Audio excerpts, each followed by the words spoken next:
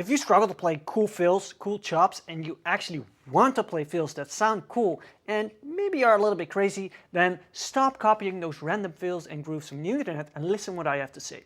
Because in this lesson, I will show you the concept of how you can build your own chops, and you'll find the secret behind the chops that helps you to create that wow moment with your fills. And will save you years of practicing random fills and trying to figure out what those choppers are actually playing.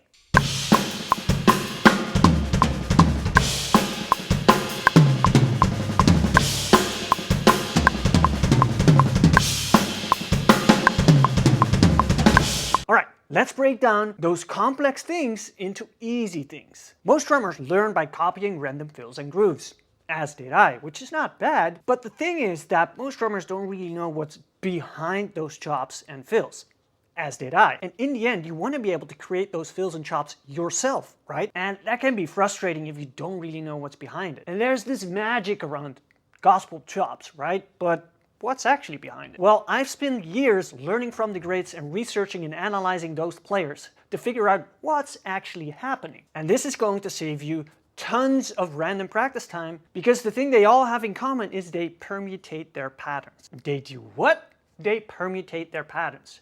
Permutation basically means that they're moving the same pattern one note forward or one note backward, or a few notes forward or a few notes backward. Let me explain that to you with a simple pattern in 16th notes that is used very often: right, left, left, kick. And I'm going to play this pattern in a few different ways. I'm starting it on the 1.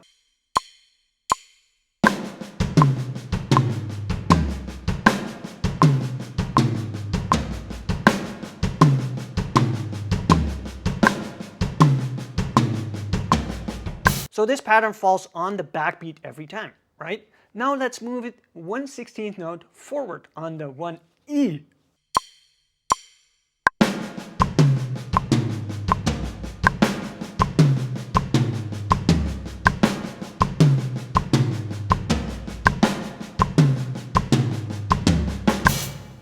Alright, that sounds different, right? Moving the accent actually plays tricks with the brain, because we perceive that accent still as the 1. Which create this factor of like, whoa, what's this guy doing? Okay, now let's move it 1/16th note backwards on the 4E and A.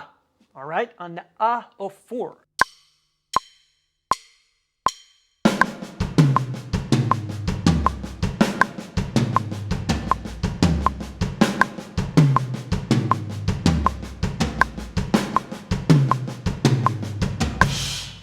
And now let's move it one more note backwards on the end of 4.